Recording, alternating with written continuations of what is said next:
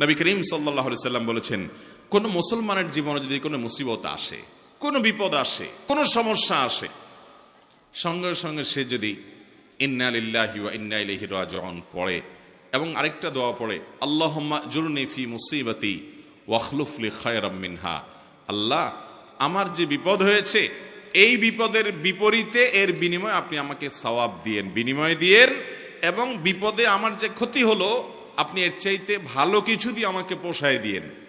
এই দোয়া যদি কেউ পড়ে তো আল্লাহ রাব্বুল আলামিন তার ওই বিপদে যা ক্ষতি হবে তার থেকে বেশি দিয়ে তাকে অবশ্যই পুষিয়ে দিবেন। উম্মে সালামা রাদিয়াল্লাহু তাআলা আনহা, নবী করিম সাল্লাল্লাহু আলাইহি সাল্লামের স্ত্রী, তিনি বলেন যে আমি নবী করিম সাল্লাল্লাহু আলাইহি সাল্লামকে কিভাবে পেয়েছি তোমরা জানো?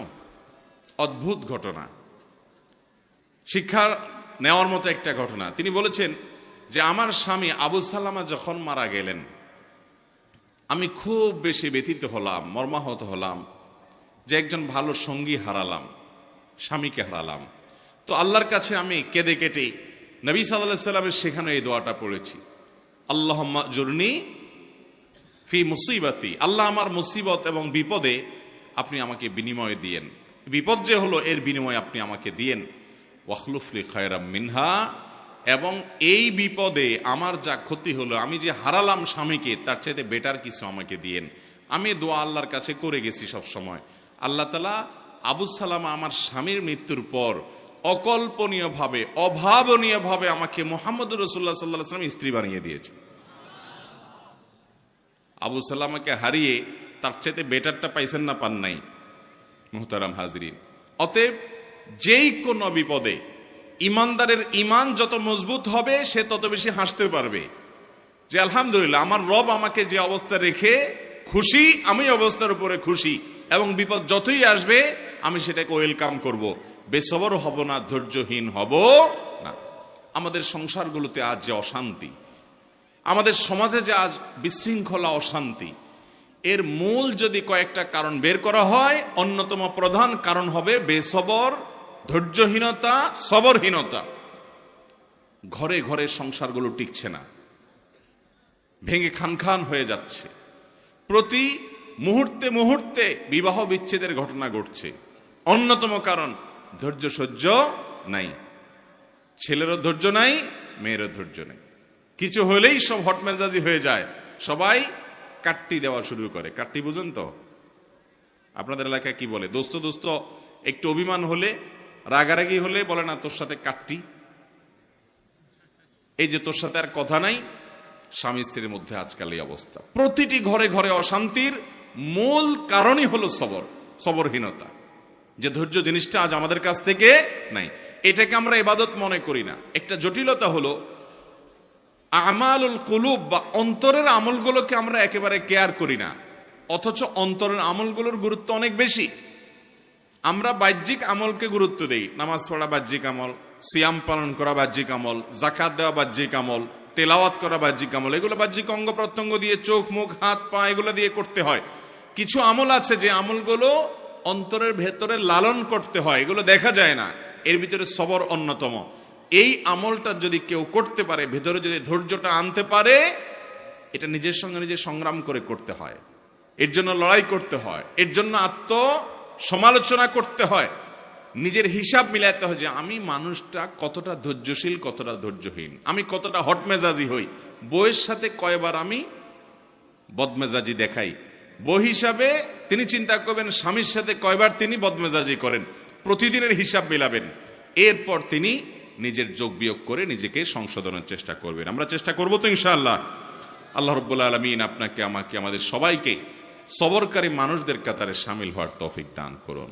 মুহতারাম হাজিরিন, নবী করিম সাল্লাল্লাহু আলাইহি ওয়াসাল্লাম তিনি তার সাহাবায়ে কেরামকে সবরের প্রশিক্ষণ দিয়েছেন। এমন কিছু সাহাবী সঙ্গী তিনি পেয়েছেন যারা ধৈর্যের রুদ্রমূর্ত প্রতীক ছিলেন, তারা এরকম দৃষ্টান্ত ছিলেন যে তাদের ধৈর্য, এক একজনের সবরকে আমরা যদি অ্যানালাইসিস করি তো বিশাল বড় বড় হিস্ট্রি হয়ে যাবে, অনেক বড় দাস্তান হয়ে যাবে, শুধুমাত্র এক একজন সাহাবীর সবরকে যদি আপনি অ্যানালাইসিস করেন, গবেষণা করেন। আজ মুসলমানদের মধ্যে এটার বড় বেশি অভাব। সবর করার চেষ্টা করবো তো ইনশাআল্লাহ। মুশকিল হলো আমরা যারা বদমেজাজ, আমাদের সবর কিভাবে আসবে? আমরা অনেকে চেষ্টা করি কিন্তু ধৈর্য ধারণ করতে পারি না। ওই যে ডায়রিয়ার রোগীর মতো ডাইরেক্ট হয়ে যায়, হুটহাট করে যা তা বলে ফেলি, পরে আফসোস করি। তো সবর আনার জন্য কিছু আমল আছে ভাইরা। নাম্বার 1, আপনার ভিতরে সবর আনার জন্য আপনি প্রতিনিয়ত আল্লাহ রাব্বুল আলামিনের কাছে দোয়া করবেন যে আল্লাহ আপনি আমাকে সবর এবং ধৈর্য ধারণ করার তৌফিক দান করেন। যে কোনো বদামল দূরের জন্য আল্লাহ তাআলার কাছে পানাহ চাইতে হয়। নবী আলাইহিস সালাম পানাহ চাইতেন, এই জন্য আল্লাহর কাছে দোয়া করতে হবে। নাম্বার 2, ধৈর্যশীল মানুষদের সাথে থাকতে হবে। কিছু মানুষ আছে দেখবেন যে তুফান হয়ে গেছে, কিন্তু উনি ঠান্ডা মাথায় সবকিছু ডিল করছেন, অস্থির হচ্ছেন না, হুলস্থুল করছেন না, এবং খুব ঠান্ডা মাথায় উনি শান্ত মেজাজে সব কিছু ডিল করে ফেলছেন, সব কিছু সমাধান করে ফেলছেন। এরকম কিছু ঠান্ডা মাথার মানুষ সব সমাজে আছে। এই মানুষগুলোকে খুঁজে খুঁজে বের করে এদের সাথে থাকবেন। দেখবেন যে আপনি যেটার কারণে আগুন হয়ে যেতেন, উনি সেটার ব্যাপারে দেখবেন যে একেবারে ঠান্ডা পানির মতো শীতল, উনি একেবারে অস্থিরতা দেখাচ্ছেন না।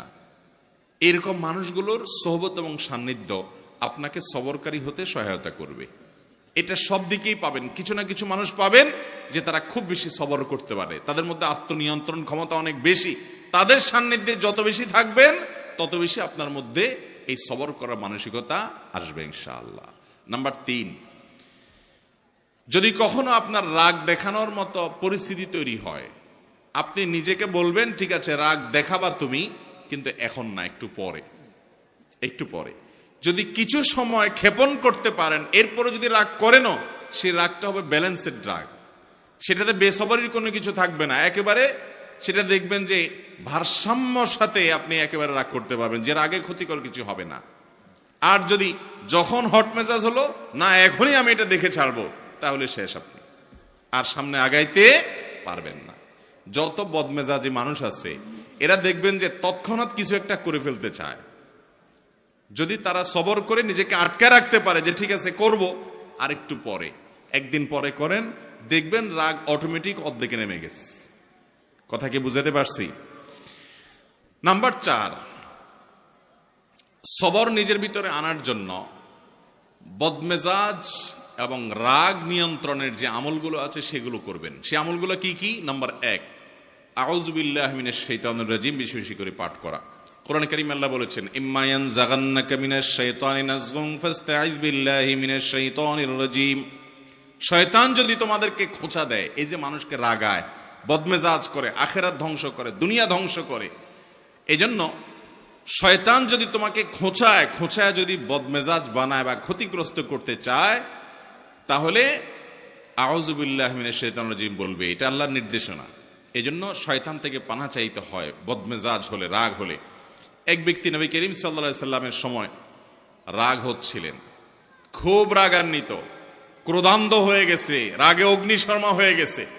নবী সাল্লাল্লাহু আলাইহি সাল্লাম দূর থেকে দেখে বলছেন এই লোকটার মধ্যে যে প্রচন্ড রাগ দেখা যাচ্ছে, খুব বদমেজাজ হয়ে গেছে, ইন্নী লা আ'লামু কালিমাতান, আমি একটা বাক্য জানি, এই বাক্যটা যদি সে বলে তার রাগ কমে যাবে। তখন নবী সাল্লাল্লাহু আলাইহি সাল্লাম তাকে শুনিয়ে শুনিয়ে দূর থেকে সেই বাক্যটা পাঠ করলেন, সেটা হলো আউযু বিল্লাহি মিনাশ শাইতানির রাজিম। এই বাক্য পাঠ করার পর ওই লোকটা দূর থেকে শুনে তিনি ওই বাক্যটা পাঠ করলেন এবং তার বদমেজাজি আল্লাহ রাব্বুল আলামিন দূর করলেন। ভাইরা আমার, আমরা হলে তো জয়া বলতাম এ ভাই তোমার মাথা এত গরম হয়ে গেছে, তোমাকে একটা দোয়া শিখাই দিই, এই দোয়াটা করলে সাথে সাথে তোমার মাথা ঠান্ডা হয়ে যাবে, তুমি আউযু বিল্লাহি মিনাশ শাইতানির রাজিম পাঠ করো। এটা তার কাছে যাই আর রাগের মুহূর্তে বললে দোয়া সে নেওয়া তো দূরের কথা, বরং বক্সিন একটা আপনার নাকের ভিতর মারার আশঙ্কা ছিল, কিছু থাকবে কি থাকবে না। নবী করিম সাল্লাল্লাহু আলাইহি সাল্লামের হিকমা দেখেন, উনি নবী হওয়ার পরও উম্মতকে পর্যন্ত সরাসরি এইরকম পরিস্থিতিতে কোনো কিছু বললে সে মানতে পারে কি পারে না, সেজন্য তার কাছ থেকে নবী আলাইহিস সালাম সে আশা করছেন না যে তাকে এই মুহূর্তে বলা যাবে, তিনি দূর থেকে বললেন এবং তিনি শুনে শুনে ঠান্ডা হলেন। এই জন্য আউযু বিল্লাহি মিনাশ শাইতানির রাজিম পাঠ করবেন। যাদের মধ্যে খুব রাগ বেশি আছে, ধরেন আপনার বউ, বাসার স্ত্রী অনেক রাগী, যতই বুঝান কোনো কাজ হয় না, তো যে খাবারগুলো সে খায়, যে পানীয়গুলো খায়, আউযু বিল্লাহি মিনাশ শাইতানির রাজিম 7 বার পড়ে ফু দিবেন। আবার দেখে যান না ফেলে, খবরদার। দেখলে কিন্তু খবর আছে, বলবো যে কি মন্ত্রনন্ত্র পড়ে কি করছো, আরেক যুদ্ধ বাঁধবে কিন্তু। এই জন্য আর যদি দেখায় করতে চান তাহলে আগে আগে বলবেন, দেখো আমি কিন্তু কোনো ঝামেলা করতেছি না, শুধু আউযুবিল্লাহ পড়ে ফু দিচ্ছি। তো যদি বলে যে আউযুবিল্লাহ পড়ে কেন ফু দিছ, যদি বলেন যে তোমার রাগ অনেক বেশি, তাহলে আরেক যুদ্ধ হইতে পারে। এটা আরেক মুসিবত, এটা সাবধানে করতে হবে। একই কথা পুরুষদের বেলায়ও, মহিলারা পুরুষদের জন্য আমলটা করবেন। বাচ্চাদের জন্য আমলটা অনেক বেশি উপকারী। যেটা বলছিলাম শুরুতে, আজকাল বাচ্চারা সব ক্রেজি হয়ে গেছে। সব বাচ্চা দেখবেন ঘরে ঘরে ক্রেজি। ক্রেজি বুঝেন তো, মানে সব রাগী, এমন রাগী যে শুধু ভাঙচুর করবে চতুর্দিকে। অথচ আগে বাচ্চাদেরকে এত বদমেজাজ দেখা যেত না। এটার অনেক কারণ থাকতে পারে। আমার নিজস্ব একটা ভাবনা আছে। এর একটা কারণ আমার কাছে মনে হয়, সেটা হলো আজকাল বাচ্চাদেরকে আমরা নানান ভিডিও গেমস ইত্যাদিতে এত বেশি অভ্যস্ত করেছি, কার্টুন এত বেশি দেখাই, বিভিন্ন ডিভাইস দিয়ে এত বেশি খেলার জন্য তাদেরকে সুযোগ দিয়েছি যে এগুলোতে তারা সারাদিন শুধু মারামারি কাটাকাটি দেখে। গেমসের মধ্যে সে দেখে সামনে যা আছে সব শেষ করে ফেলাও, ঠিক না? ঠিক, গুলি করতে থাকো, তুমি সামনে আগাইতে পারবা। গুলি করতে পারো না, তুমি শেষ। সাম্পলুডু খেলতেছো, তাহলে সব খেয়ে ফেলো, তাহলে তুমি সামনে আগাইতে পারো। এই যে অন্যকে শেষ করলে সামনে আগানো যায়, আমাদের দেশেও দেখবেন যে এই অবস্থা। মানুষ বড় হওয়ার পরেও আরেকজনকে দমাইতে না পারলে, আরেকজনের ক্ষতি না করতে পারলে সে আগাইতে পারে না। কারণ ওই যে কালচারটা ওইভাবে বেড়ে উঠছে, বাচ্চা ওইভাবে দেখে দেখে বড় হয়েছে। এই জন্য দেখবেন বাসায় কোনো মেহমান আসলে অনেক সময় দেখবেন ছোট পোলা পায়েন ওই আঙ্কেলকে দেখে এরকম ধরে ঠুস ঠুস ঠুস ঠুস করে, হাত দিয়ে পিস্তল মারে। তার মানে কি, ও সারাদিন মারামারি দেখছে, ও জানে সামনে যা আসে সব শুধু ঠুস ঠাস করতে হয়, ফাইট করতে হয়, এটাই শিখছে। তো ও বদমেজাজ হবে না কি হবে? ওর মধ্যে উদ্ভট ভাব আসবে না কি হবে? বাচ্চাদেরকে আজ শারীরিক কসরত থেকে আমরা মাহরুম রেখেছি। বাচ্চাদেরকে শুধু মাহরুম রাখি নাই, আমরা নিজেরাও মাহরুম আছি। শারীরিক কসরত করে, ব্যায়াম করে, খেলাধুলা করে, দৌড়াদৌড়ি করে কিসে সুস্থ থাকবো? কোন দেশের কোন খেলোয়াড়রা কোথায় খেলে আর ভূতের মতো রাত 2টা বা 2টা তাকায় থাকেন আপনি। সে খেলে গোল দেয়, আপনি এখানে লাফ দিয়ে উঠেন। সে খেলে হেরে যায়, আপনি এখানে চোখের পানি ফেলেন। ভাই, পাগলামিরও তো একটা সীমা থাকা উচিত। আল্লাহ তাআলা আপনাকে সুস্থ শরীর দিচ্ছে, আপনি ব্যায়াম করেন, নিজে দৌড়াদৌড়ি করেন, নিজে খেলাধুলা করেন, নিজে কম্পিটিশন করেন, করে সুস্থ থাকেন। এখন সেটা না, বাচ্চার হাতে একটা ধরা দিচ্ছেন যে তুইও ধ্বংস হ, চোখ নষ্ট কর, মাথা নষ্ট কর, ব্রেইন নষ্ট কর, ইমান নষ্ট কর, আমল নষ্ট কর, ক্রেজি হয়ে যা, বদমেজাজ হয়ে যা। আর আপনিও একটা বাক্স এটা সামনে নিয়ে বসছেন, সে গোল দিছে, আপনি লাভ দিয়ে উঠতেছেন। ভাইয়েরা আমার, মুসলমানের কর্মকাণ্ড এত উদ্ভট হবে না, এত অযৌক্তিক হবে না, এত হাস্যকর হবে না। নবী করিম সাল্লাল্লাহু আলাইহি ওয়াসাল্লাম তিনি দৌড়াদৌড়ির কম্পিটিশন করেছেন, সাহাবীদের সাথে করেছেন, নিজের স্ত্রীর সাথে করেছেন। তিনি সাহাবীদের শুটিং প্রতিযোগিতায় উৎসাহিত দিক করেছেন। শারীরিক ব্যায়াম হয়, এই ধরনের খেলাধুলাকে এলাও করেছেন, যেখানে জুয়া নাই, যেখানে সতর মুক্ত করা হয় না, যেখানে চোখের জেনা হয় না, যেখানে হারাম কিছু নাই, সেগুলোকে তিনি অনুমোদন করেছেন। আর মুসলমানের সন্তানরা রাতকে রাত নষ্ট করে, সময়, স্বাস্থ্য নষ্ট করে, শরীর নষ্ট করে, চোখের জেনা করে, অন্যের সতর উন্মুক্ত সতরের দিকে দৃষ্টিপাত করে গুনাহগার হয়, এবং মুমিন হিসাবে, ইমানদার হিসাবে কুফুরের প্রতি, আল্লাহর প্রতি, অবিশ্বাসীর প্রতি যে অপছন্দ করা তার ইমানের দাবি ছিল, ওয়ালা এবং বারার দাবি ছিল, সেটা তার অন্তর থেকে ধুয়ে মুছে পরিষ্কার করে একাকার হয়ে তার সবচেয়ে বড় আদর্শ আর সবচেয়ে বড় কাফেররা, যারা সমকামিতাকে প্রমোট করে, যারা সমকামিতাকে বৈধতা দেয়, যারা অসংখ্য অন্যায় অনাচারকে বৈধতা দেয়, অনেক মুসলমানের প্রতি জুলুমকে যারা বৈধতা দেয়, তারাই আপনার হিরো, তারাই আপনার স্টার এবং তারকা। আল্লাহ রাব্বুল আলামিন আমাদের বিবেকগুলোকে যেন জাগ্রত হয় সেই তৌফিক দান করেন। ভাইরা আমার, তো বলছিলাম বাচ্চারা ক্রেজি হয়ে যাচ্ছে, আমরা ক্রেজি হয়ে যাচ্ছি। গোটা সমাজে চতুর্দিকে দেখবেন অধৈর্যের চর্চা, ঘরে ঘরে, জনে জনে, জায়গা জায়গা, সর্বত্র। ভালো মুসলমান হওয়ার জন্য, নেককার মুসলমান হওয়ার জন্য শত শত নফল আমল, শত শত জিকির আজকার, শত শত তাসবিহ চাইতে অনেক গুণ বেশি উত্তম হবে আপনার সারা দিন রাত 24 ঘন্টার ভিতরে 2-4টা জায়গায় বদমেজাজ দেখানোর, রাগ করার ইস্যু তৈরি হয়েছে, কিন্তু নিজেকে নিয়ন্ত্রণ করে যেখানে যতটুকু না হলে নয় সেখানে ততটুকু ব্যবহার করতে পেরেছেন। নিজেকে এই নিয়ন্ত্রণ করতে পারলে আপনি আল্লাহ তাআলার কাছে ওই শত সহস্রবার তাসবিহ করার চাইতে অধিক সওয়াব পাবেন চেষ্টা করব না ইনশাআল্লাহ। ভাইরা আমার, এই সবর বা ধৈর্য 3 প্রকার। একটা হলো আস-সাবরু আলা তাআত, ভালো কাজ করতে ধৈর্য লাগে কি লাগে না? শীতকালে ফজরের সময় কনকনে শীতের মধ্যে, ঠান্ডার মধ্যে উঠে ওযু করে ফজর নামাজ পড়তে যাইতে ধৈর্য লাগে না? মনে চায় না, কষ্ট হয়, তারপরও নিজের সঙ্গে নিজে লড়াই করে সংগ্রাম করে কাজটা করতে হয়। এটা যারা করতে পারে এরাই হলো সত্যিকারের বীর, এরাই হলো সত্যিকারের মেরুদণ্ডওয়ালা মানুষ, সত্যিকারের সাহসী মানুষ, যে তাদের প্রবৃত্তির গোলামি তারা করে না, যে নফস যা বলে তা করে। সে নিজের কল্যাণের পথে মন না চাইলেও সে এগিয়ে যায়। সবর, ভালো কাজ করতে সবর লাগে। আর দ্বিতীয় ধৈর্য হলো আস-সাবরু আনিল মাসিয়া, পাপের কাজ, অপরাধের কাজ, এগুলো থেকে বাঁচার জন্য সবর লাগে।